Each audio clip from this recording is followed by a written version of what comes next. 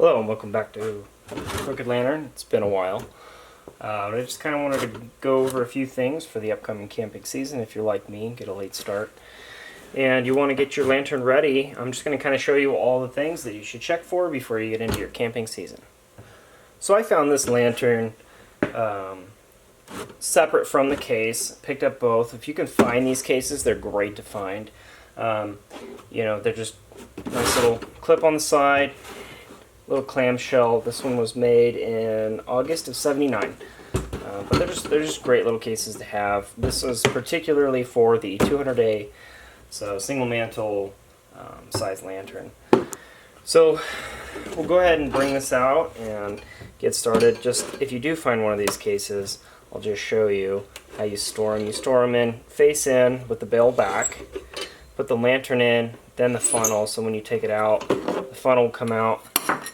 Then you'll take the lantern out like that. So they actually have a little hole here for your valve, and if your pump's over here, your cap is low enough to slide that funnel in. You might be able to sneak the funnel in and then the lantern, but either way, that's just kind of how that's stored. If you do happen to find one of these at a yard sale or something like that, always check. Sometimes mantles and stuff gets lost back here, or even, look at that, there's another one. You jostle them around and just kind of find things and pull them out. This one, I always love finding these. This was bought at a Ernst hardware store. It was 89 cents. So it's been a while since these were that pricey. Pretty cool to find stuff like that. Anyhow, first things we're going to want to look at, your lantern should be clean. You shouldn't really have streaks of gasoline, grease looking oil. Everything should be pretty clean. Now this is a really clean example. Definitely had dirtier ones that I've cleaned up.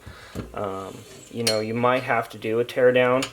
I mean, even this one, the base is just near perfect. It's just kind of really got lucky on this one. I think I bought it for 10 bucks in a Burger King breakfast sandwich. So just kind of worked out the deal that way. So after you've kind of just visually inspected for rust, pinholes, things like that. Let's say it's an old lantern, you're just getting your camping season and you're like, hey, I want to bring that lantern and I want it to run all season. I don't want to touch it again. These are the things you're going to want to go through before you do that. And this can kind of coincide between the dual mantle and the single mantle. You're still going to want to check the same things. So the first thing you'll want to do is just check to see if there's fuel in it. This has a little bit, but not much, so I'll want to top that off later. The next thing I'll want to do is I want to check the cap. So you want to check the cap. See, I heard a little bit of pressure come out. So I'm pretty sure the seal's good, but what I'll do is kind of turn it upside down, and you're going to want to check that seal. And you're going to want to check to see if there's any cracking or any of that rubber has worn out. If it has, replace it. You can replace just that, sometimes get away with an O-ring, or you can just replace the whole cap. I'm not sure, I think this is supposed to have a two-piece cap, but this is the one that I've had on it, so I'm just going to leave it be for now. So there's that. You can kind of peek in there. Don't use a lighter to look in there. If you need to kind of look in there, look to see if the fuel looks clear, clean. I see a little bit of rust spotting in the bottom of the fount. This is a steel fount. I'm not extremely alarmed about that because it is somewhat common.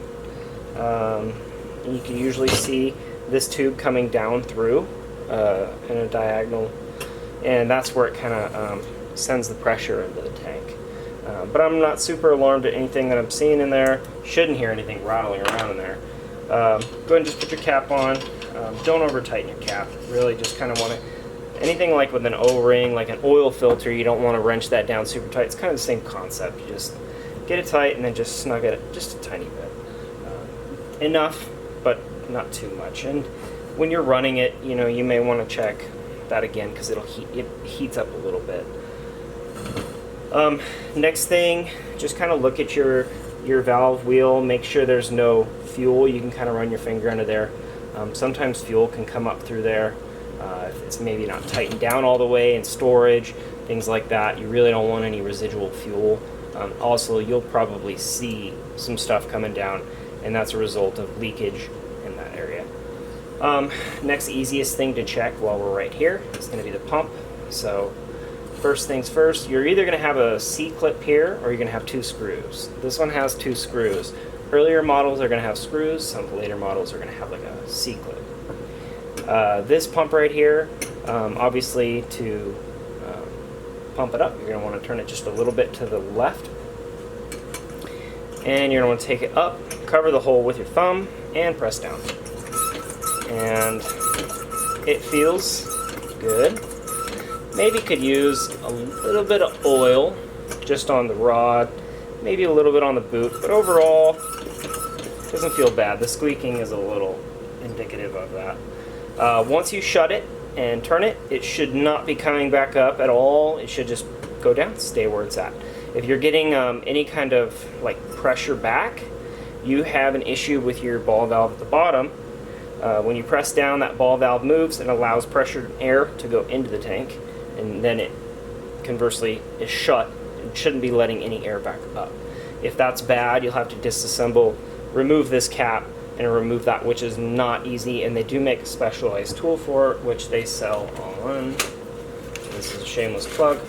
I just order a lot of stuff from them, or have in the past. Old Coleman Parts kind of has like the special tool and stuff like that. So anyway, once we've kind of pressurized that just to see if we have pressure, don't go messing with that yet. Let's just open the cap. You can hear that gas slowly or that pressure came out. And if it's very full, you'll actually get a little bit of gas that will come out, and you just loosen it. So that's just kind of part of it. Next thing I want to do is remove the bail and the cap. Obviously, if you have a dual mantle, you won't have to worry about removing that. And I like to just use this opportunity at the beginning of the season to just give things a wipe down. You can have your little shop towel, a little bit of, I use this invisible glass for everything.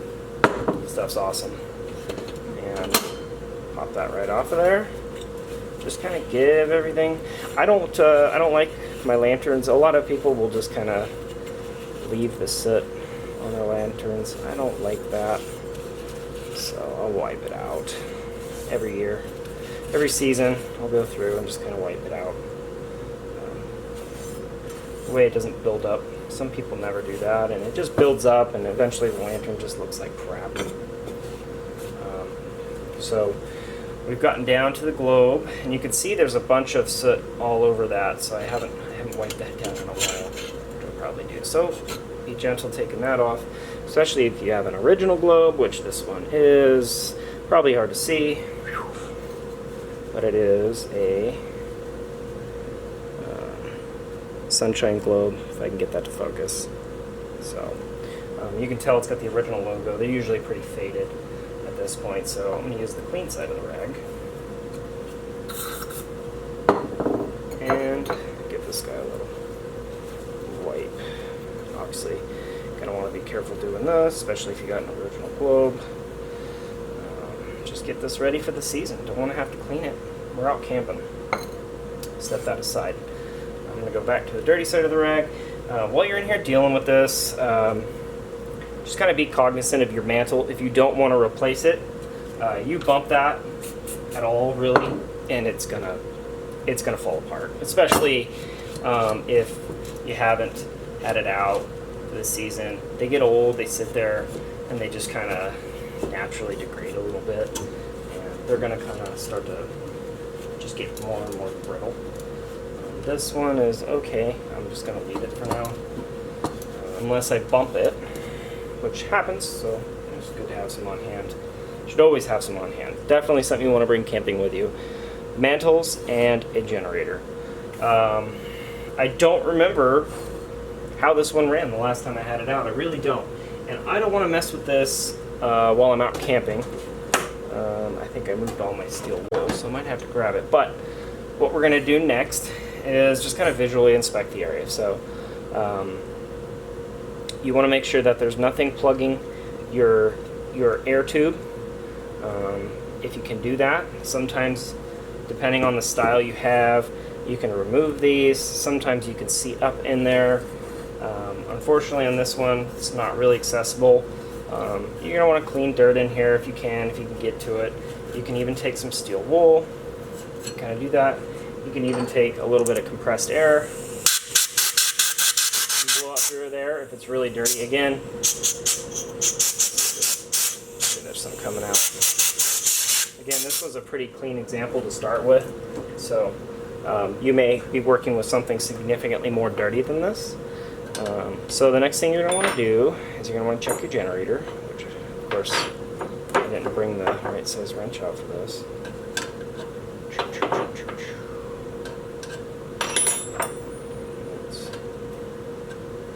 One moment.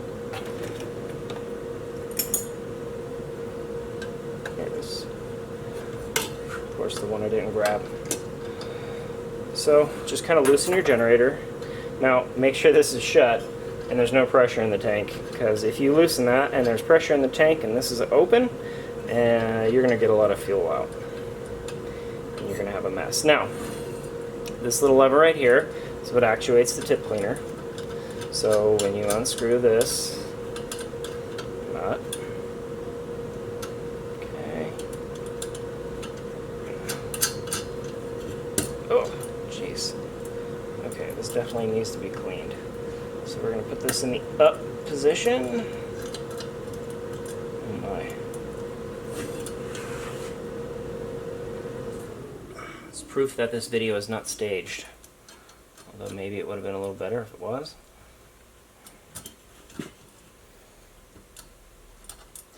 So this is fighting with me a little bit. And you run into these little issues when you're working on these.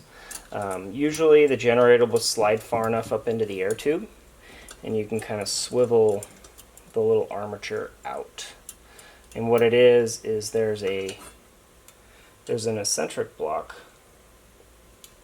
and when it is in the up position, like it is right now, you can swivel it out of the way, just like so. Now I'm going to try to get this out of here without bumping the mantle. Oh, I bumped it. Let's see. That's okay. Alright, so we're going to set that aside now. Just kind of visually inspect this area. There shouldn't be any bars, and so you'll see, and this is something that is kind of hard to demonstrate. Trying to get this to focus. That little block in the hole. That's where the tip cleaner hooks into. When it's in the down position, it's open. Fuel can flow through.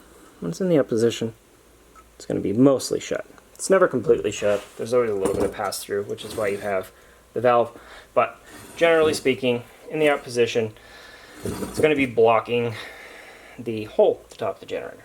So I'm going to go ahead and remove this and take that off, set it aside, and just kind of visually inspect inside of the tube. Usually what you'll have is you'll have a little bit of wadded paper, or I should say wick. It kind of looks like paper, and there'll be like a spring. There may be different styles of packing, but generally that's what you're going to see.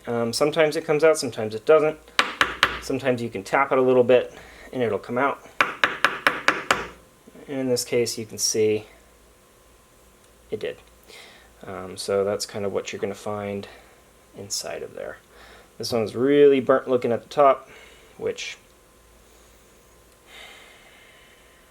you know, will happen, just, you know, the heat. But I'm going to go ahead and send it for now. May need to be replaced. We will find out. You can kind of look at the top, see if there's any buildup. You can remove these sometimes on some generators, and this one you can. It's like a little square block, and they make just a replacement tip. So you can replace the tip and the packing sometimes, sometimes the entire thing. I don't have any steel wool at the workbench right now, so I'm just going to kind of demonstrate. You can use a fine grip sandpaper. It's not the end of the world, but preferably some, you know, quadruple zero steel wool will be sufficient. So just kind of knock a little bit of that crap off of there, and kind of closely look at that tip and go, looks good. It's nice and clean, so I'm not too worried. And I'm just going to lightly, and you want to be careful if you are cleaning in this manner that you don't, especially with steel wool, that you don't catch that tip, because that steel wool will kind of get a little crazy up there and it'll bend that backwards, and you might be able to straighten it back out, but if you bend it backwards, you might end up having to replace it. So just be careful when you get to the top. Very careful on that little tip, because it's just a tiny, really, really small diameter size piece of steel at the top, and if you yank on it or you bend it, it's just not doesn't have the durability to redo. So I'm just going to kind of gently take the steel wool, or sorry, the sandpaper. Use steel wool, and you can use sandpaper if you got it, and then just kind of feel it with your fingers. See if you feel any bumps, anything that's,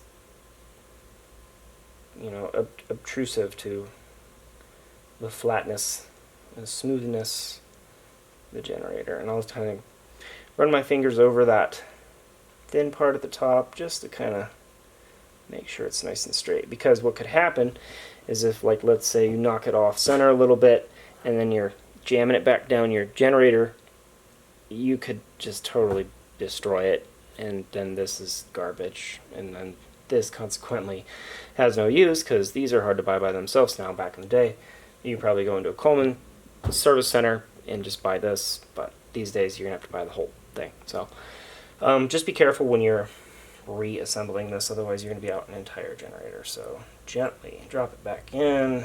You can even pop your finger on the bottom, and you should see, and it's too small to show you on the camera, but you'll see that little tip come through the top. And then you'll know, great, well, the hole's clear. There's nothing blocking it, so that's good. You can kind of clean off your generator nut. Just, you know, it usually just gets a little dirty. You want to have some nice shiny brass going into your camping season, so everybody oohs and ahs at your fancy vintage lantern. Ask you how much you paid for it on eBay. Drop that back over the top. And your hook might want to drop back down, but that's good, because then you know it's nice and clean. It's not sticking in there. So this can be kind of tricky, and I'll try to do this so that you can see on the camera. So I will leave this kind of hanging out the bottom. I'll want the eccentric block in the up position so that I can hook it on the hole. Try to keep my head out of the way here, and my face. Boom. So now, well, actually, it can be tricky. So you have to, and it depends on the style lantern. Sometimes you can get away with it one way or the other. But what we're going to have to do here is we're going to have to feed it up on this particular model.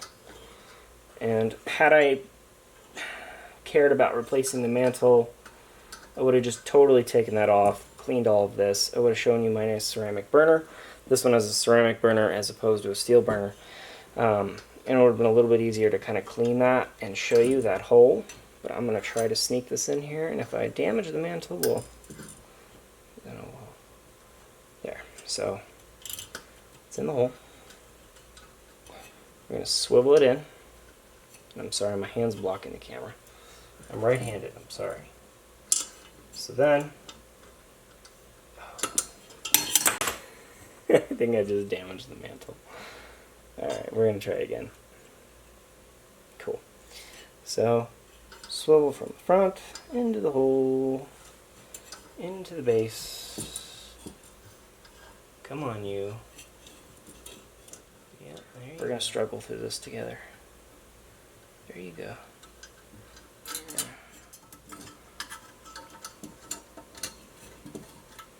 Grab some extra tools that I've never had to use before, but that I suppose could come up at any time working on lanterns, such as being a mechanic or any kind of the thing. You do it one way one time and another time completely different. I've placed some masking tape on the burner tube and the generator for ease of process, for you to see better, and for my own sanity. And we'll go ahead and see if we can just swivel the hook into the eccentric block. And basically, to give you an idea of what we're working with here, I'm going to give you a large... Basically, we have the eccentric block, which is a hook, like this, and you have a hole. Sorry, this is the generator. This is the eccentric block. This goes up and down, actuated by that. Normally, these two guys, they hook together inside of this tube, inside of that tube, and they go like this. What we have right now inside of there is these are like this. And so obviously, if I try to I could theoretically just tighten that generator nut up and then it wouldn't do anything. And we'd have, well, potentially unsafe lantern, but somebody really frustrated when they're out camping. It's not going to work. So what I need to do is I need to get this hook to go in there, then tighten that generator nut down. This probably would be a lot easier if I just destroyed the mantle, but you know what? We've gone this far. The mantle's still good, I think. Yes, still good. So we're just going to continue on this journey and see if we can get this accomplished. Well, we're back. And I'll tell you, somebody put a hit out on my patience today, and they almost got me. But I was able to use the pick tool and just kind of swivel it in line with that hole. It took a little bit more effort than I am normally used to. I don't know why. I guess not all lanterns are created equally. You know, they're supposed to be. But either way, I got the hook into the eccentric block, so now they move in line with each other in all of their perfect imperfectness. So we've cleaned it, we've checked it. If you wanted to go a little bit further while you have that generator, oh, and obviously in my frustration I did ruin the mantle. You could remove that while you had this out. You can kind of remove this assembly, clean underneath, check the brass, and you could then check that. But if you really want to see a full teardown on that portion, check one of my other videos. As far as reinstalling the mantle, check one of my other videos. I will link both of those videos at the end of this video so you can see how you tear a lantern of this style down completely and how do you reinstall a new mantle if you destroy it doing this, which sucks. But, you know, I am one of the weird ones. I think I use my dual mantle more. A lot of guys really like these single mantles, but I use my duals a lot more, and it's actually, I think it's easier. It is easier to put a generator and a dual mantle lantern. It is a little bit tighter quarters, and the shoulder on the generator kind of butts up against this differently than it does on a dual mantle. I even double-checked the generator, just did a sanity check, and checked another 200A generator just to make sure that this was the correct one, and it is. So one thing you do want to be sure of when you reinstall this generator is a common leaking point is that generator nut. So when you tighten it down, you know, kind of when we were talking about your cap, you're going to want to go a little bit tighter on this. Now, obviously not too tight, kind of like a plumber's fit, so you want to get that kind of snug, and then just give it a squeak. Maybe an eighth. A little over an eighth. And you really just kind of, God, it's a terrible place to have a leak. So, but you don't want to destroy it because you can destroy it. It's a flared, basically a flared flange on a, I don't know what the word is for it, but essentially kind of like a male-female fit at the bottom. So what we'll do is we'll go ahead and just light it up just like this. If you have your generator, let's say you have a mantle installed, I'm not going to go ahead and bother doing that. You can test it just like this. You don't have to do anything else.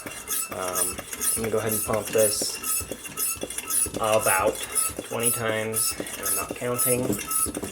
So you can comment below on how many times I actually pumped, if you'd like. I'm going to go ahead and just, before I do anything, again, style's a little bit different. You know, there's definitely some debate still left in the community as far as what's the right way to do everything, and I'd say enough years have passed. There's a lot of older guys in the hobby, and us younger guys are maybe coming up with new ways on how to do things. And it's just the way that I roll. So, I'm going to open that. Hear that? That's fuel. That's a lot. There it goes. Look at that. So you can get a flame going. That's not a clean burn yet. Still heating up. Getting that heat into the generator is what gives you that nice clean burn. Right now you would have a flare-up, is what you'd have. Would be a huge flare-up, but there would be a flare-up. And that little guy is essentially what would be captured. Let me go ahead and put it out.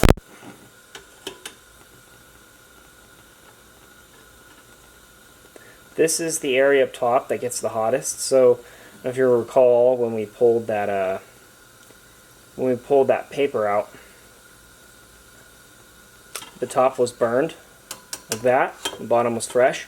I honestly think if I were to be taking this lantern out for the season, based on what we saw together here today, I would replace this generator with a new one. I don't have any new ones on hand, but that one would get replaced. I don't like the way that it's burning. It should be burning clean right now, even without a mantle, because I did the heating. I don't like the way that it's letting fuel pass through. And we cleaned the generator. We made sure there's nothing blocking the tip. So that's something that I would replace, personally. The other thing we can try to do again is we kind of maybe, you can kind of spin this around, and sometimes there's just a little bit of gunk on that tip and it's burning the same. And you could open up the valve. It's really not going to make a difference. Another thing you want to check before you go out, see that? That's fuel. Just a tiny, well, let's see.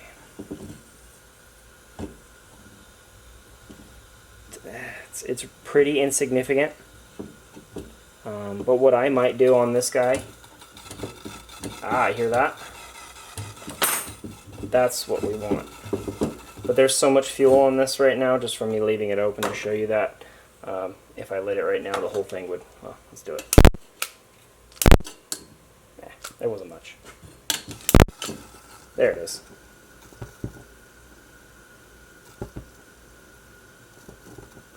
So we're almost getting, you want to have that, it should sound like there's some pressure behind it, and it doesn't. Now the fuel's a little low, and that might have something to do with it.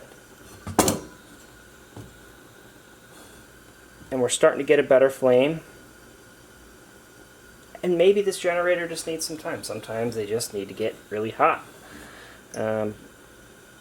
But for sanity's sake and for having a good camping season's sake, if I were to take this lantern out, again, just based on everything that we did here today and everything that we saw here today, I would further tear it down, clean this, remove that, check the graphite packing, which, again, video at the end of, it's another one of my videos at the end, shows you how to do that.